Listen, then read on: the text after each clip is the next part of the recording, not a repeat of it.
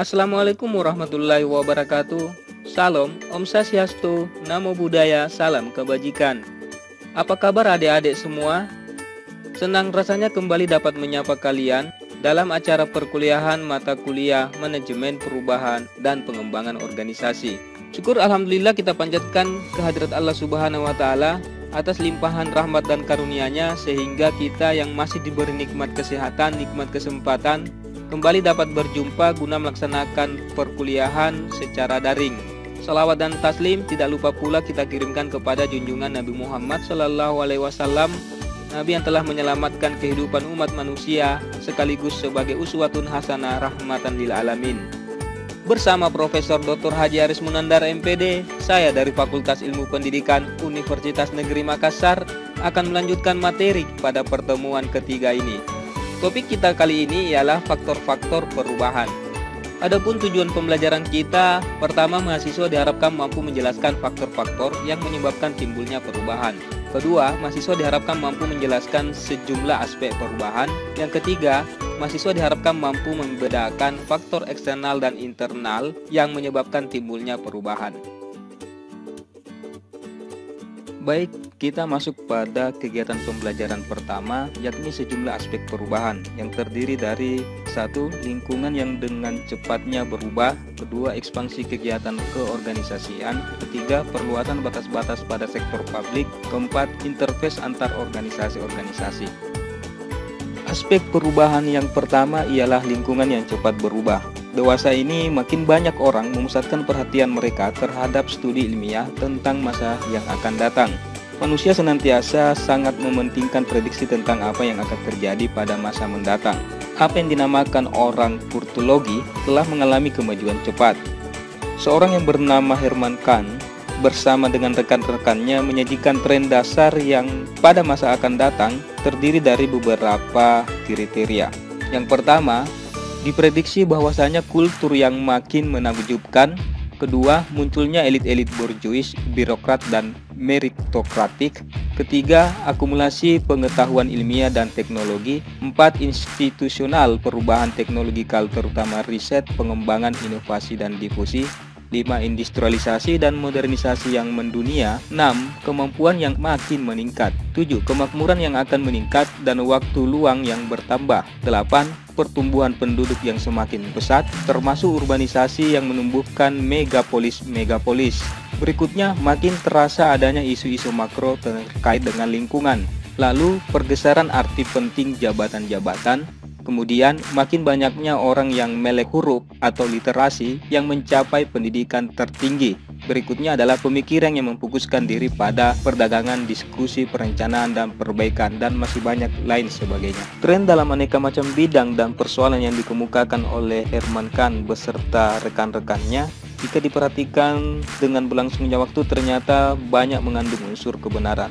Sebagai pelengkap tentang tren yang telah disajikan, perlu kita mengingat bahwa sebuah organisasi merupakan sebuah sistem sosial teknik terbuka yang berinteraksi dengan lingkungannya. Pada masa mendatang, batas-batas organisasi yang memisahkan antara organisasi yang satu dengan yang lain sudah akan mengalami keterbukaan yang amat kuat, terutama ketika sudah terhubung oleh dunia internet.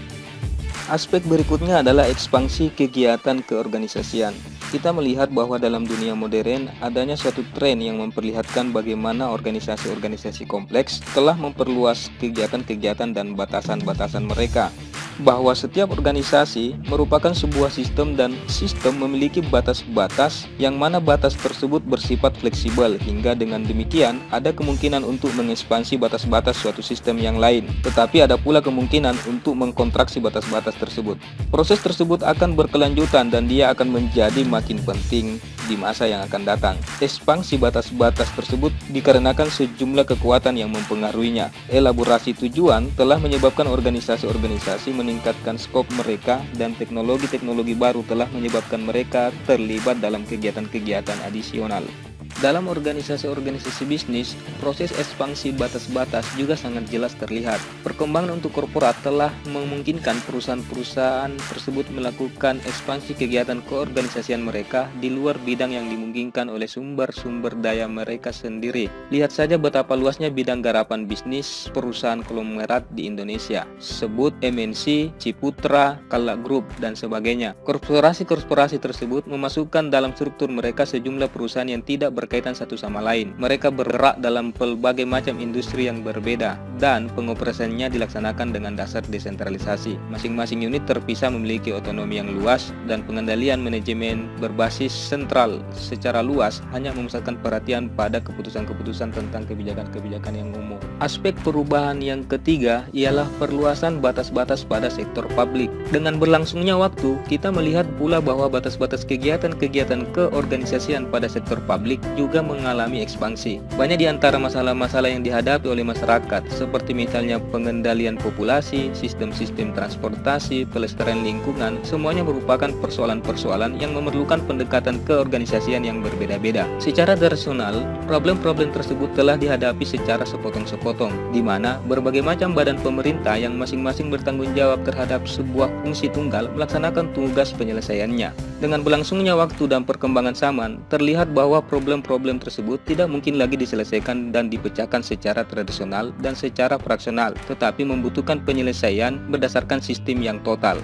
Banyak problem-problem kemasyarakatan dewasa ini memerlukan pendekatan interdisipliner. Dengan sendirinya, problem-problem seperti misalnya pengendalian populasi, sistem transportasi, dan pelestarian lingkungan tidak mungkin hanya ditangani oleh sektor publik saja. Diperlukan adanya kerjasama sektor publik dengan privat dengan sektor publik untuk bersama-sama mencapai sasaran dengan kepentingan bersama.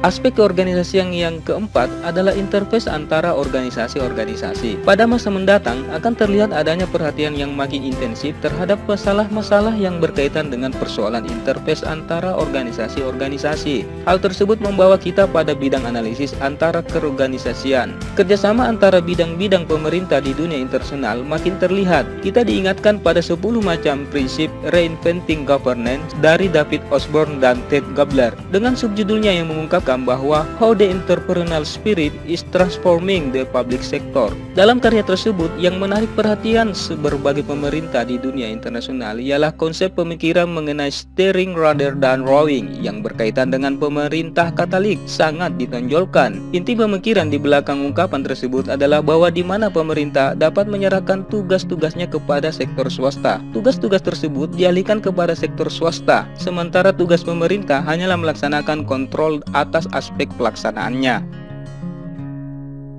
Kita mengetahui bahwa pada masa permulaan munculnya kapitalisme sebagai sebuah sistem ekonomi, persaingan yang merupakan salah satu pilar kapitalisme sangat ditekankan oleh berbagai perusahaan yang terutama memproduksi barang-barang dan jasa-jasa yang sama atau serupa. Persaingan demikian dengan berlangsungnya waktu, sebelum adanya regulasi dari pihak pemerintah, kian lama kian berkembang menjadi persaingan tidak sehat, hingga akhirnya ia menjadi persaingan saling bunuh-membunuh. Persaingan juga terjadi antara kekuatan yang makin tidak sebanding dengan munculnya berbagai macam bentuk konsentrasi kekuasaan dalam wujud kartel, trust holding companies, pools, syndicats. Pembentukan monopoli dan oligopoli mulai merajalela dunia bisnis terutama di negara-negara yang ekonomi maju. Gejala demikian bertelayan pula dengan ditekannya perusahaan-perusahaan kecil oleh perusahaan-perusahaan besar. Inilah yang dikecam oleh Marx berupa teori konsentrasi dalam lontaran kritiknya terhadap sistem kapitalisme. Kembali lagi kita pada interface antara pemerintah dan dunia bisnis. Sejak lama gejala kerjasama antara sektor pemerintah dan sektor bisnis sudah berlangsung. Ingat saja bahwa sebagian besar dana-dana yang dibelanjakan oleh pemerintah melalui APBN-nya diterima oleh sektor swasta yang membantu pemerintah melaksanakan berbagai macam proyek.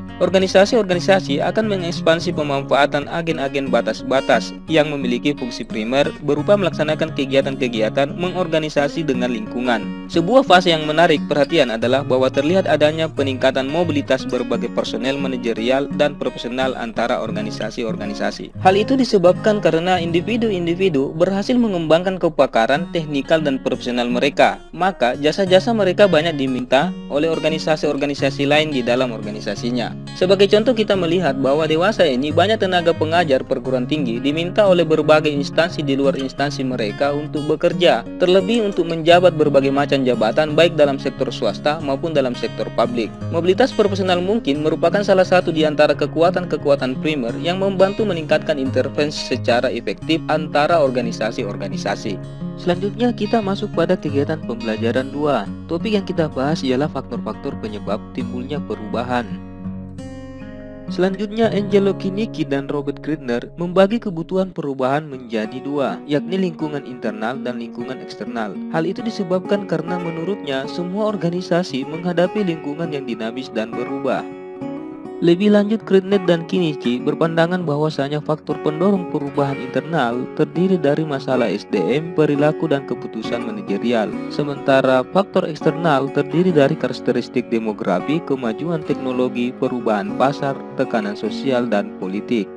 Adapun karakteristik demografi yang dimaksud antara lain umur, pendidikan, tingkat keterampilan, gender, dan migrasi. Para karyawan dewasa ini di mana-mana lebih berpendidikan, hingga dengan demikian mereka juga menuntut keterlibatan lebih intensif dan pekerjaan yang menarik. Dewasa ini dikenal dengan istilah generasi X Generation, X Wonders. Mereka kurang terintimidasi oleh peraturan-peraturan manajemen dan mereka lebih menekankan bekerja untuk hidup ketimbang hidup untuk bekerja. Di Jepang terlihat gejala bahwa para pemimpin korporasi harus menyesuaikan diri dengan angkatan kerja yang lebih muda, yang lebih bersifat individualistik. Sementara di Singapura, negara yang pada masa lampau dianggap sebagai negara yang sangat menghormati otoritas. Dewasa ini menghadapi masalah di mana para pekerja muda secara terbuka mulai mengembangkan dan berani berdebat dengan para eksekutif senior. Faktor pendorong perubahan eksternal berikutnya ialah kemajuan teknologi. Kebanyakan dari studi yang dini dalam manajemen dan perilaku organisasi menangani upaya-upaya yang diarahkan pada perubahan teknologi. Berikut adalah contoh tayangan teknologi sebagai alat untuk memperbaiki produktivitas.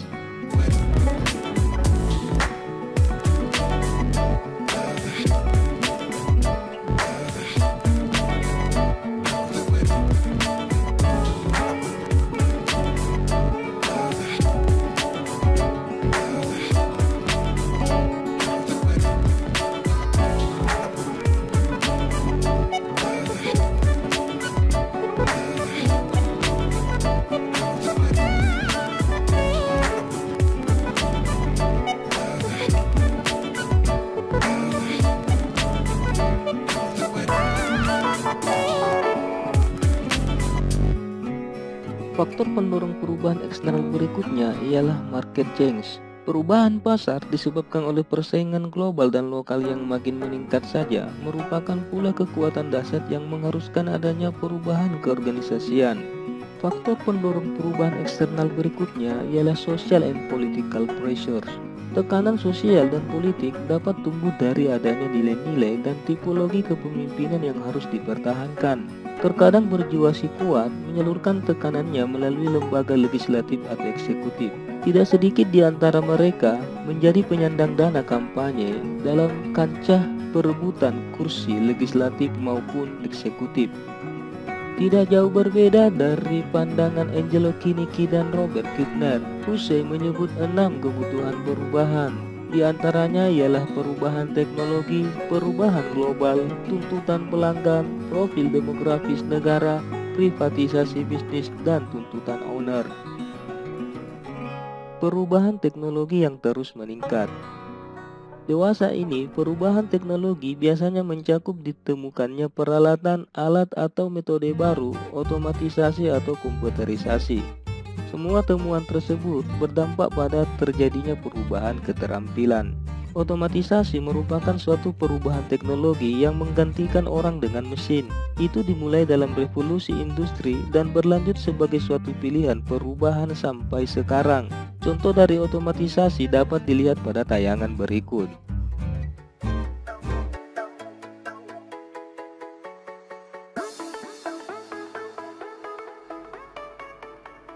Kembali lagi di video Jalan Tikus.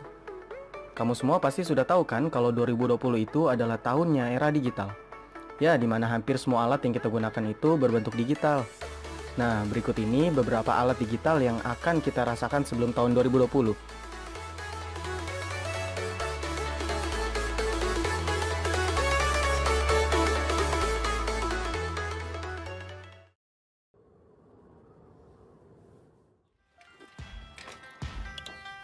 this is it. We're on in 2 minutes. Okay, Glass. Hang out with the fly. Yang pertama adalah Google Glass. Pasti kalian semua sudah pernah dengar dong produk terbaru dari Google ini. You ready?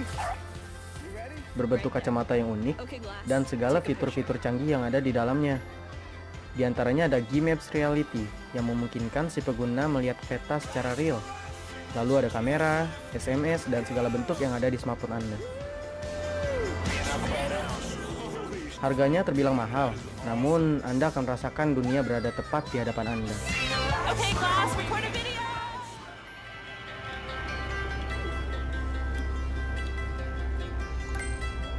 It's beautiful.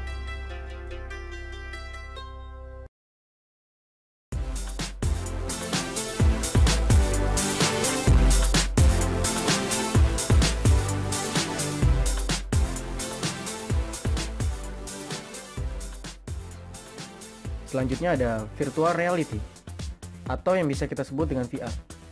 Hampir sama dengan Google Glass, namun bedanya ialah produk ini harus dilengkapi dengan smartphone yang memiliki spesifikasi gyroscope. Dan Google pun menciptakan brand yaitu Google Cardboard. Dengan didukung game-game yang oke punya, dan Anda bisa dapatkan gratis di Play Store.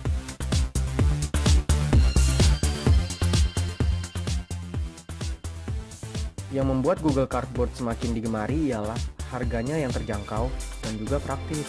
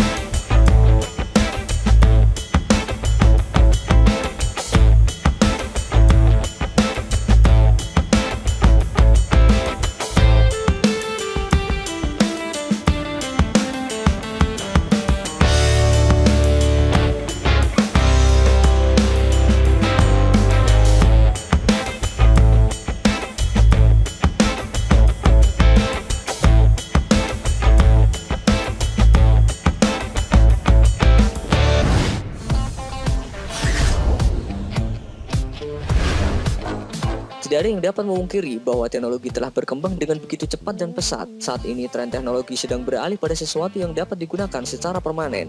Namun perkembangan teknologi di dunia ini belum berhenti sampai di sini, karena masih banyak teknologi di masa depan yang sedang dikembangkan bahkan tidak pernah terbayangkan sebelumnya oleh para ilmuwan dalam khayalan manusia. Berikut ini adalah 10 teknologi canggih yang saat ini sedang dikembangkan.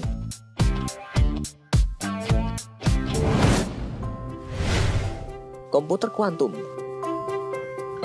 adalah sebuah komputer di masa depan yang kecepatannya ribuan kali lebih cepat daripada superkomputer tercepat yang ada sekarang. Inilah hebatnya komputer kuantum karena diciptakan menggunakan fenomena keajaiban dunia kuantum, superposition, dan quantum entanglement. Misalnya saja dalam memecahkan kode yang digitnya sampai 140.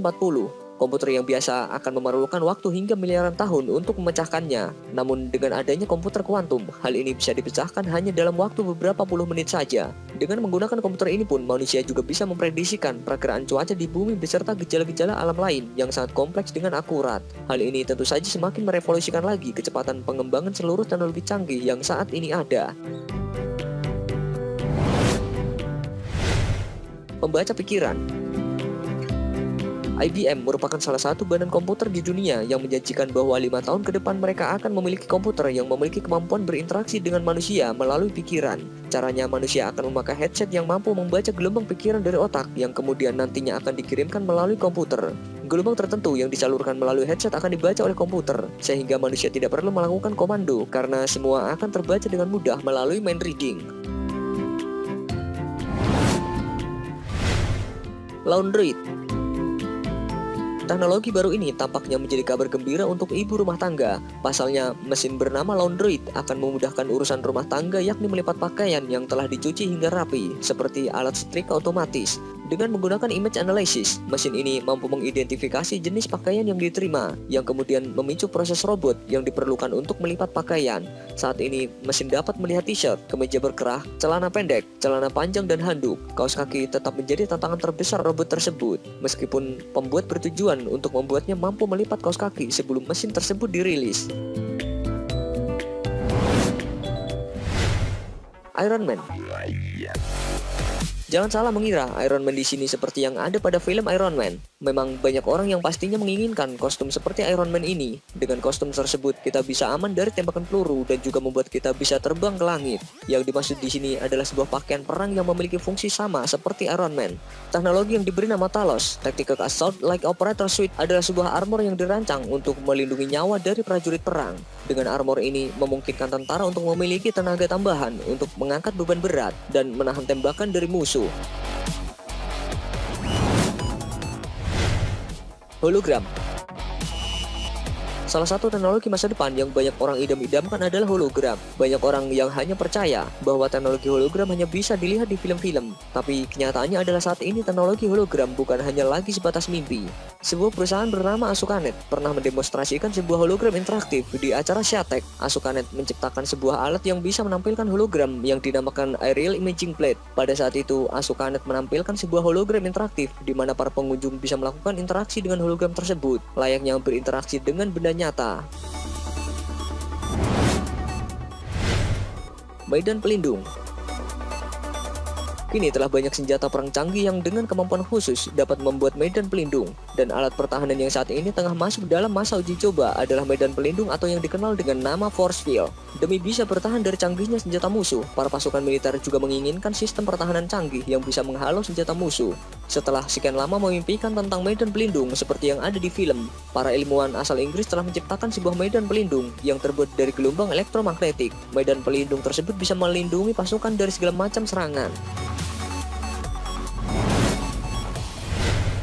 Indoor clouds. Indoor clouds atau awan yang ada di dalam ruangan tidak menutup kemungkinan untuk dikembangkan dan menjadi teknologi masa depan. Menatap awan sendiri sebenarnya adalah kegiatan yang tidak terlalu penting, namun hal ini cukup menyenangkan. Sayangnya hingga saat ini seperti itu hanya bisa dilakukan ketika di luar ruangan. Untungnya Bernard Smilde dari Belanda mempunyai cara untuk mengontrol cuaca di dalam ruangan. Dengan mesin asap, dia mampu mengakali temperatur dan intensitas cahaya sehingga terbentuklah sebuah awan di dalam ruangan. Mobil terbang. Siapa yang tidak menginginkan mobil terbang? Ketika di darat kita sudah kesal dengan yang namanya macet. Kita tinggal mengubah mode dari darat menjadi terbang, dan dalam sekejap kita tidak perlu lagi membuang-buang waktu menghadapi macet. Sebuah teknologi canggih, mobil terbang ini dibuat oleh orang yang juga merancang mobil-mobil berkelas tinggi. Dengan desain warna biru putih, mobil terbang ini memiliki panjang 6 meter.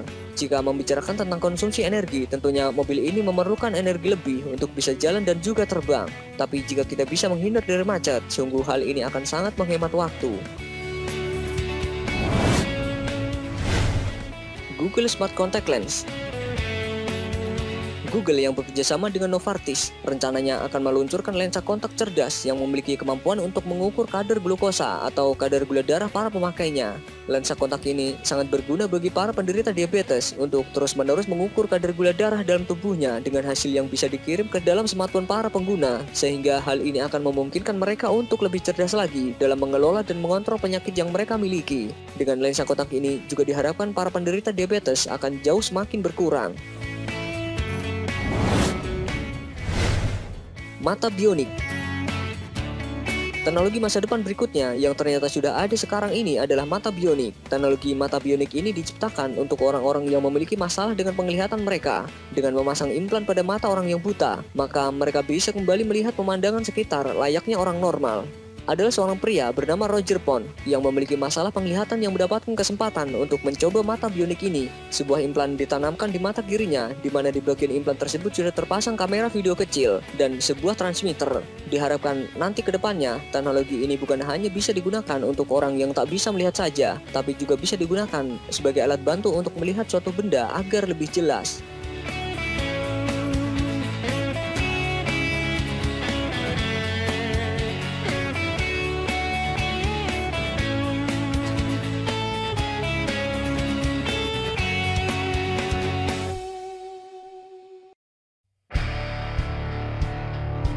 Persaingan global. Persaingan global merupakan kekuatan dahsyat yang mengharuskan adanya perubahan keorganisasian.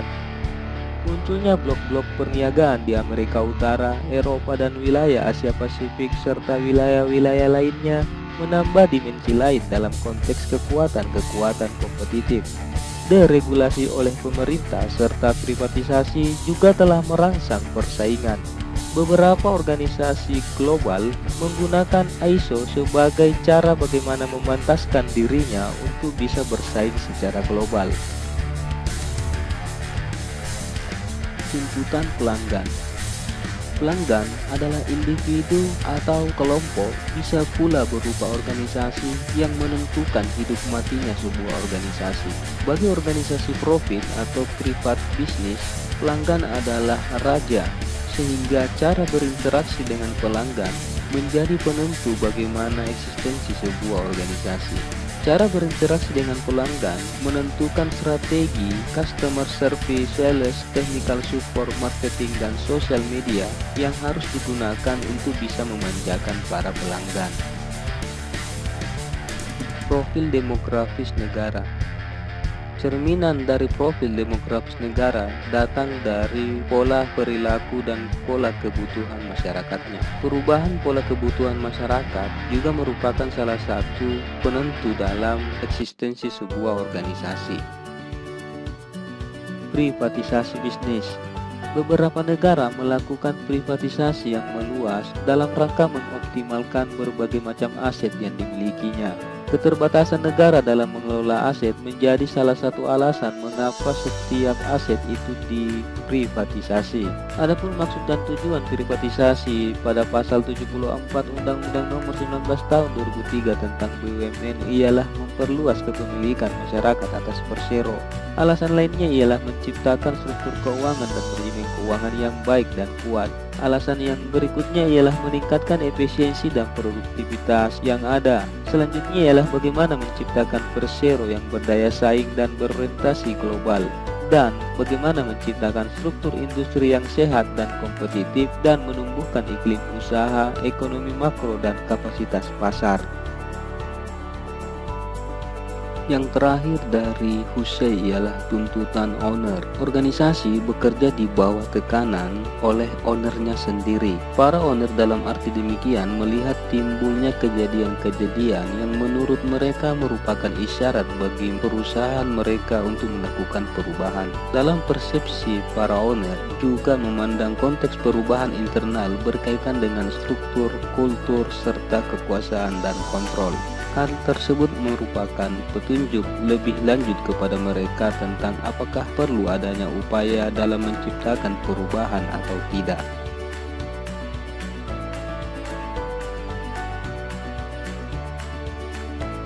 Demikianlah apa yang kami bisa sampaikan. Atas perhatiannya kami ucapkan terima kasih. Bersama Profesor Dr. Aris Munandar MPD, saya dari Jurusan Administrasi Pendidikan Fakultas Ilmu Pendidikan Universitas Negeri Makassar mohon undur diri. Assalamualaikum warahmatullahi wabarakatuh.